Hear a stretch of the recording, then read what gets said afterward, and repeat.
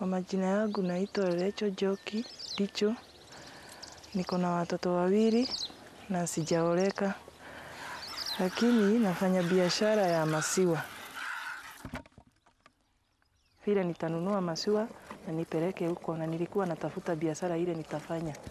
Sikuwa nataka kukaa nilime sana.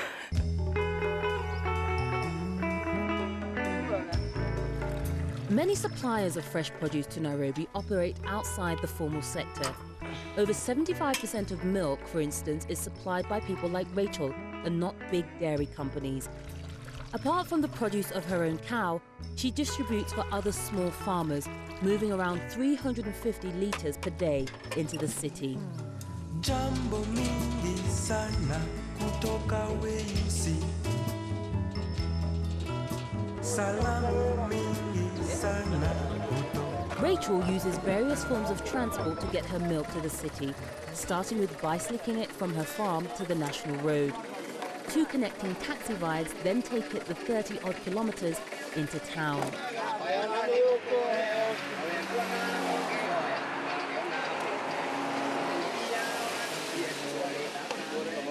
Once Rachel arrives, she's met by Rajab Abdul, her Nubian cart puller. They will then distribute the milk, first by cart, then by wheelbarrow through the winding streets of Kibera, one of Africa's largest slums. Kibera was established in 1918 as a soldiers' settlement 5 kilometres from Nairobi city centre. Plots were allotted to the Nubian soldiers who were from Sudan as a reward for service in Britain's various wars. Since then, it's been allowed to grow informally. Kibera is now a town of 1 million people with its own vibrant internal economy. One of the most visible sectors of this is food supply, whether through the ubiquitous street vendors or the more established hotels. In these days of skyrocketing prices, those who sell to the poor know best the thin line between profit and loss. Fatuma is of Nubian descent. Her family has lived in Kibera since its inception. In 1992, she started up her first hotel in Kibera. Don't be confused, hotel is the Kenyan word for cheap eating house. People don't actually rent rooms here. She now has a few branches around the slum, all supplied from this kitchen. 20 litres cooking oil, I was buying at 11.20. Now cooking oil, I'm buying at 2,400. That is double price and over. Now if you want to sell things so that you get profit, you have to sell it at 20 shillings onwards. And those people cannot manage to get even 20 shillings a day. Because as things go high, salaries are low. Kwa sababu last year hapa hivi tulikuwa tunaingia hiyo chapati na madondo tunamanga 20 bob. Lakini sasa tukiingia hapa tukule chapati na madondo hiyo ni tayari 40 bob. After the announcement of the presidential, everything went astray in Kibera. So many people lose their life, lose their properties, lose their what, lose their businesses. Tusiseme ati wanasiasa wanatudanganya, hakuna kitu yoyote wanafanya. And if you don't have any other business, you don't have anybody to help you, you don't know where to get money, you can't get money, what do you do? Juu wao wenyewe ndio wanafaidika. Sasa mwananchi wa chini. Kibet Malakwen is Rachel's biggest customer. He buys 100 litres from her every day. Like many small businesses in Kibera, his was directly affected by the violence that erupted in Kenya following elections at the end of 2007. He now has to boil his milk supply to make it last longer, as his shop was ransacked and his fridge irreparably damaged. However, he's philosophical about the post-election anger. Before elections, we were together. There was no any hatred among our communities. Then after elections, people were demanding change. People want a government that helps people, that gives people freedom, which represents all communities in the country. Kikuyus have ruled this country since independence. It was tribal. People wanted change.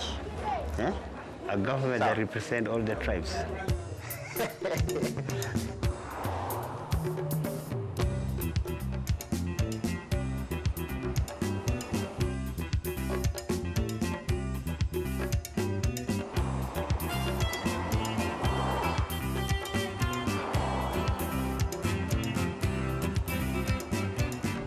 Well, we're now on our way to Kenya's great Rift Valley, the country's breadbasket. And there's an interesting quote in today's newspaper for an internally displaced person here in Kenya that says, "When hunger comes calling, as indeed it is on the verge of doing, it will not sort out its victims on tribal lines."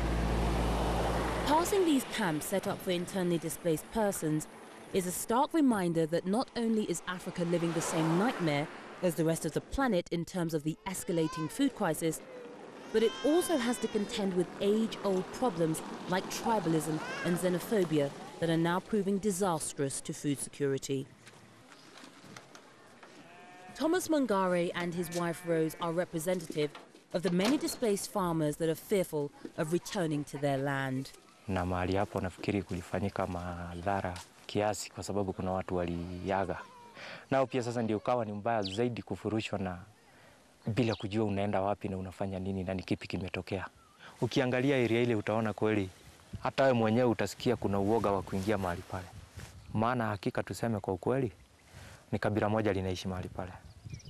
Thomas is afraid of going back to his land because things haven't calmed down yet. Instead, he's rented a small plot so he can try and grow some food for his family.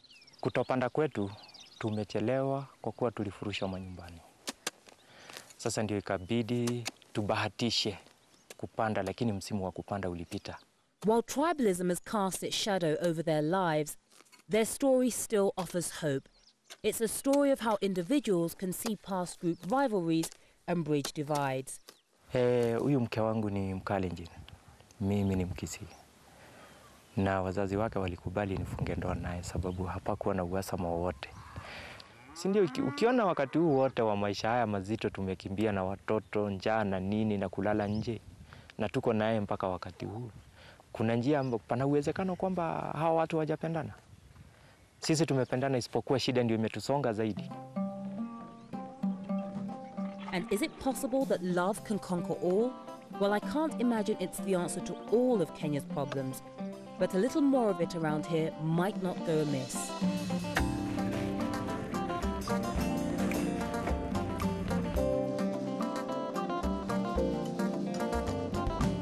Well, tribal divisions here in Kenya are still healing, but there's a lot of positivity around. This song is by a very popular artist called Eric Wanyanya, and it's about a Kikuyu boy, that's one of the main ethnic tribes, who falls in love with a girl from a different community, a Luo girl, and it's about his journey to her ancestral home in Western Kenya to persuade her parents of his undying love.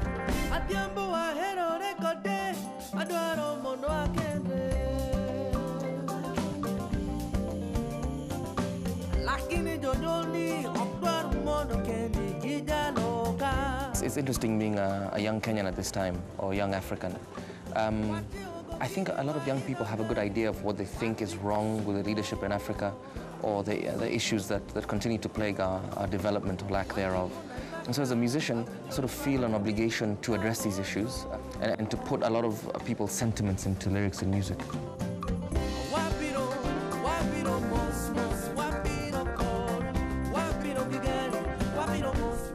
The post-election crisis, a lot of people say it has everything to do with tribalism.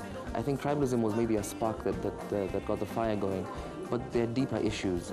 We can't talk about peace if people's access to the necessities of life have been curtailed. I mean, there can't be peace without food. There can't be peace without sustenance. That's something that continues to elude the debate that the politicians are currently engaging in.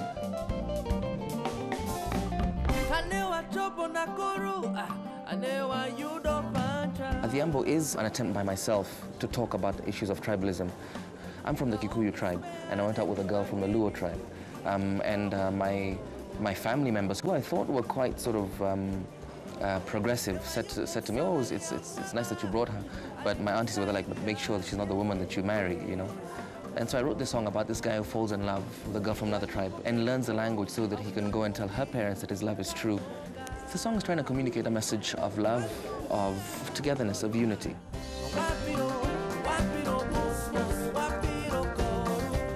My ethnic group, the Kikuyu, have been known not to eat fish. For some reason, it's like, we don't, you know? And I thought I didn't eat fish until I went to Kisumu. There's a way that fish is made where it's a whole fish. And I mean, we don't know what we're missing. we get called the potato people by other tribes because Kikuyus eat a lot of potatoes. If there's one thing that I wish we'd do more of is be more adventurous in our eating. I think down at the coast, the Waswahilis, their culinary culture is big, and I think we need to learn from them. Wow. Because we just tend to boil stuff.